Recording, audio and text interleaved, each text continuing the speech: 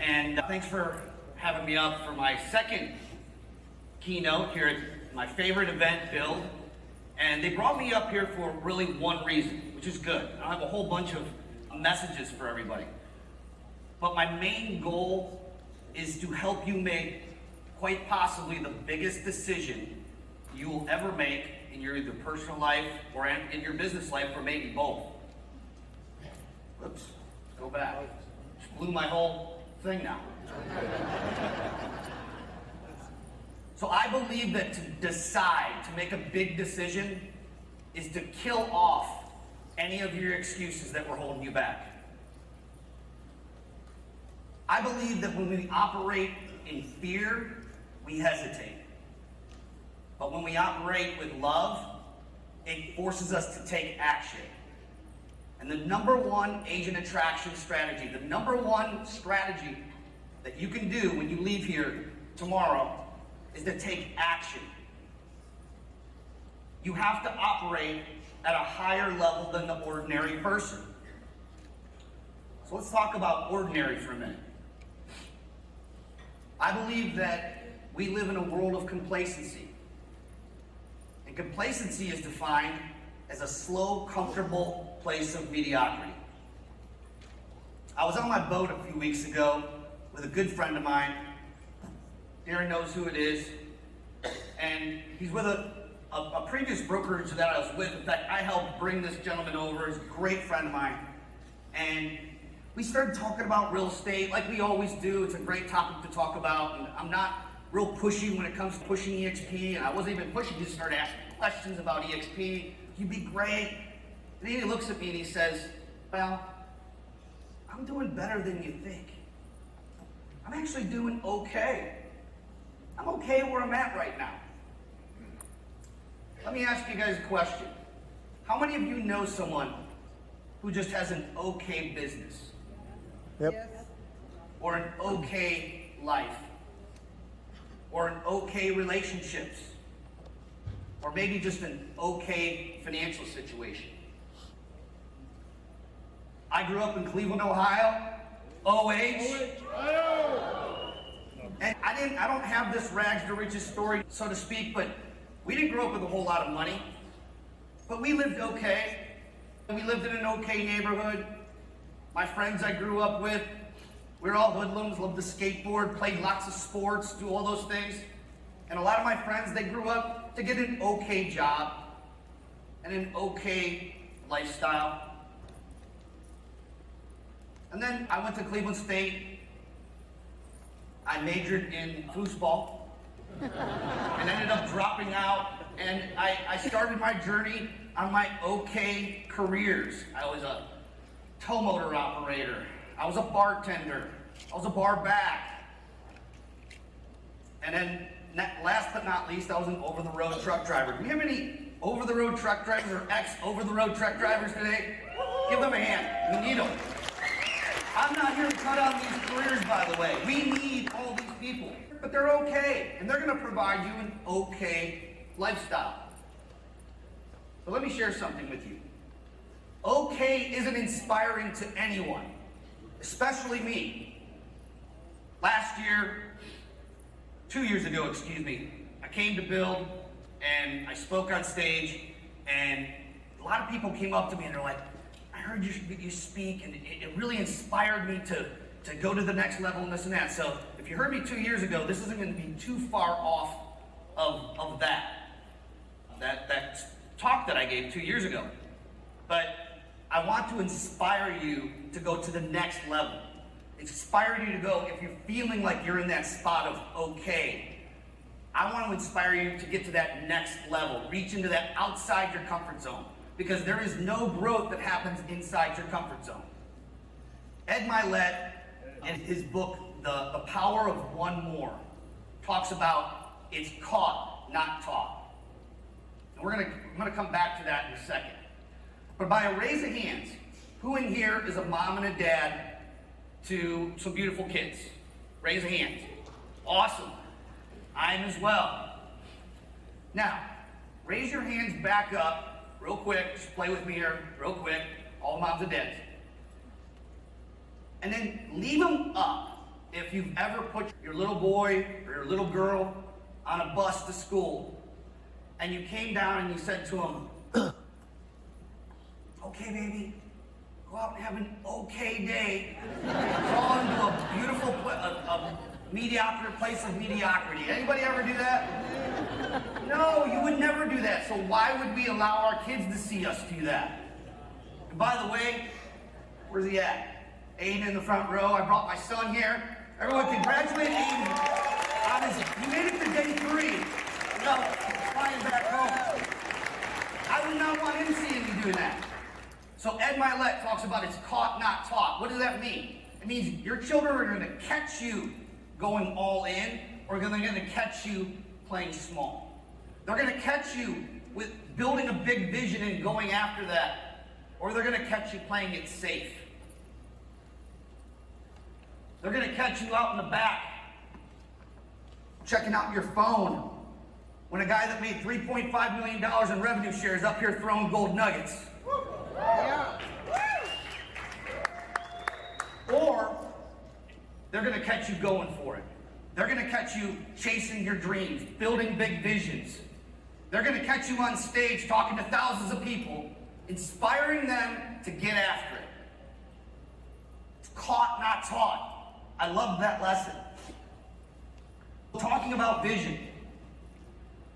Your vision is the reason that you came to San Antonio today. To see Brent go, to see Curtis Shewell, to see all these amazing speakers. It was your vision that gets you up early and it keeps you up late.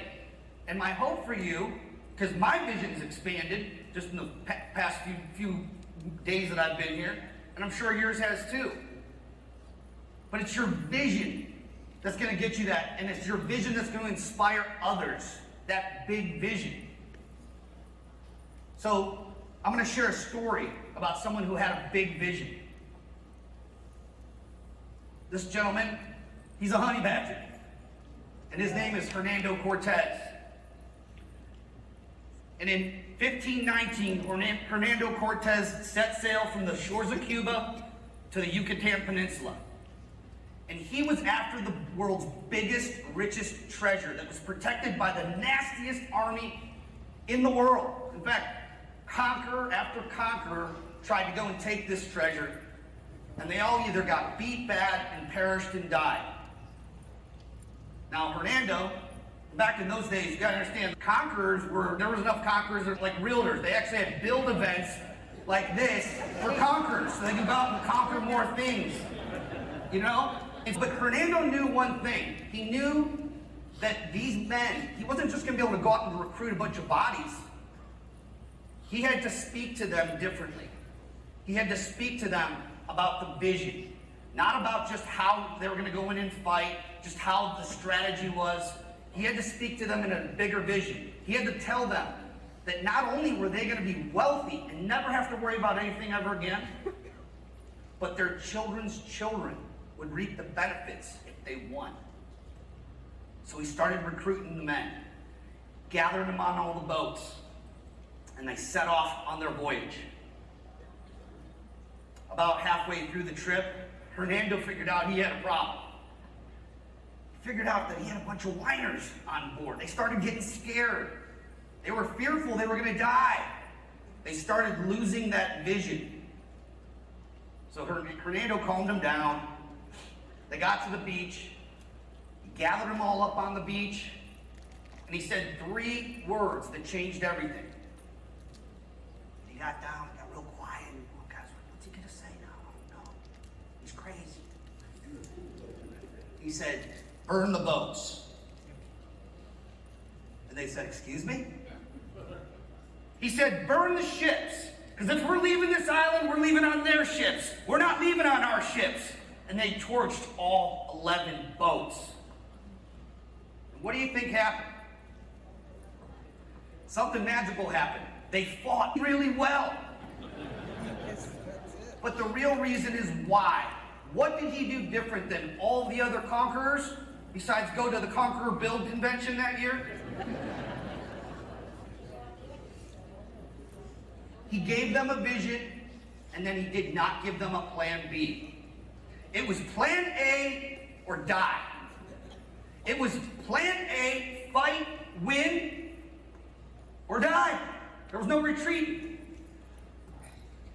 So if you have your pen and paper, I'd like you to start thinking. When you leave here tonight, tomorrow, whenever you're going back home, you're filled with lots of inspiration.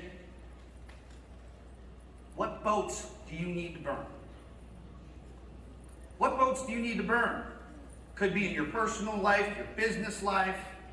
It could be something you need to stop doing. It could be something you need to start doing. What do you need? What boat do you need to burn that's going to push you out of that comfort zone? Because I can tell you one thing, there's no growth happening in that cozy little comfort zone that we all find ourselves. We get trapped in a little bubble called complacency. Maybe it's time to start that team you've always been talking about. Burn the boats.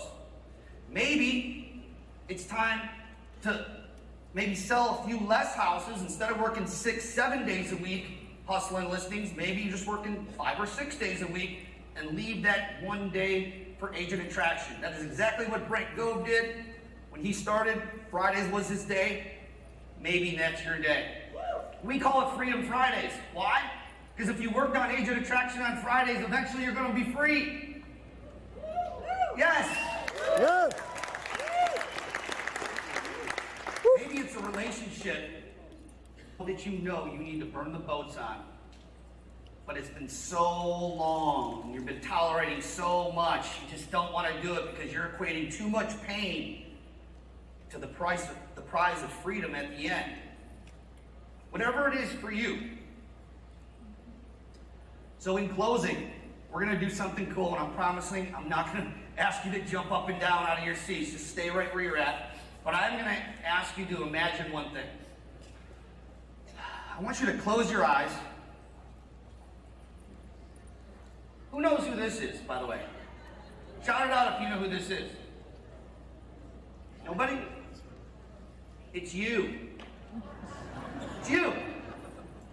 I want you to close your eyes, and I want you to imagine your 95-year-old self. And if there's someone in here who's 95, just play along with this, please. Okay? I want you to close your eyes and imagine your 95-year-old self. And that 95-year-old self is sitting on the porch, maybe with a cup of coffee, maybe with a glass of wine, bourbon, whatever your 95-year-old self likes, he gets, or she. And I want you to look back at yourself today, your 2023 version, right now. And I want you to ask yourself, what would your 95-year-old self high-five you for? What would they be like? You're kicking butt. What would they praise you for and give you a big hug and tell them you're on the right track for? Think about that. And if you're having trouble with that, then let's ask a different question. What would your 95-year-old self come and give you a boot in the butt for right now? What would your 95-year-old self tell you that you need to go home and burn the boats on right now? If it is the latter, y'all know what you need to do. You need to burn the what? Boats. I didn't hear you. Burn the what? Boats. See you at the top or from the top. Thank you. Appreciate it.